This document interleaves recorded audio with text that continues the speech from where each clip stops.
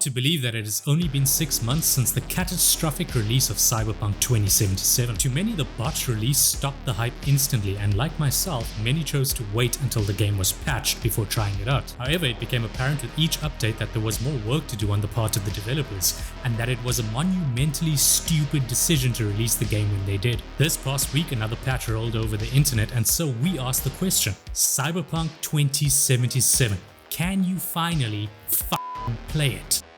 Welcome to Wild the Average, where we plumb the depths of vanilla gaming opinions. If you like these videos, please consider liking and subscribing. The main issue with Cyberpunk has always been optimization, specifically hardware optimization. It always seemed to me that the gambit CD Projekt Red took was that the massive jump in performance GPUs were expected to take would mask their development shortcomings. Those development shortcomings resulted in many needing to update their hardware to try and play the game.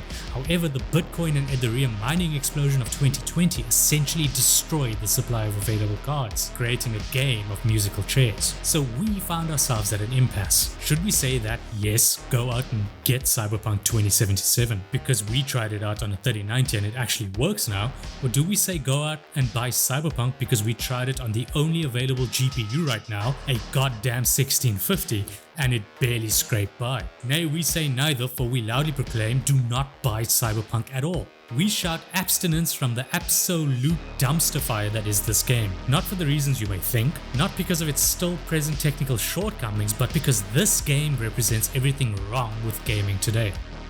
I am not a gullible man. In most aspects of my life, I apply a steady magnifying stare, evaluating all options thoroughly with robust internal debate before I engage. And yes, this includes sex. But for some reason, that gaze doesn't get applied to gaming. I see a trailer, I get giddy, I buy the game on day one, and as I found out with No Man's Sky, I get burned. Some say that I judged that game too harshly and that it got better with time, to which I say I paid the full price and got nothing for it. If you ordered a Big Mac and the boys at Mickey D's served you just the bottom of the bun, would you accept it? Would you wait months for Ronald McDonald to roll out a patty every now and then, eventually building what you paid for? No, you'd spit in the degenerate clown's face, knock him out and teabag him before heading to Burger King. So I ask, why do you allow this with games? Once bitten, I was twice shy, and there was no chance CD Projekt Red would get the better of me. Well, I say that, but I almost day one Cyberpunk 2077. Almost. The reviews from all the major gaming outlets were great. Nobody mentioned how horrible the game was on PS4. In fact,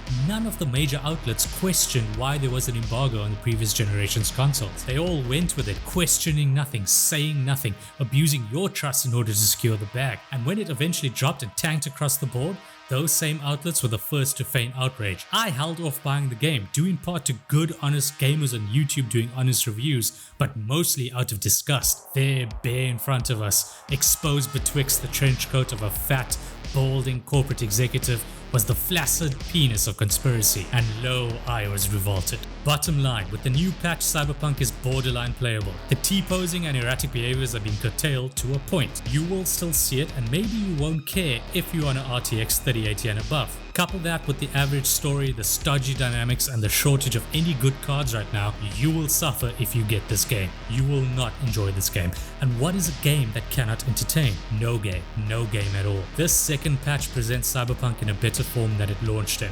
It's certainly playable, but you owe it to yourself as a gamer to ask yourself if you deserve this borderline experience. And if you're okay with that, go on and buy a copy. But if not, spit in CD Projekt Red's face, knock them out and teabag them, and head over to Steam and buy Doom Eternal.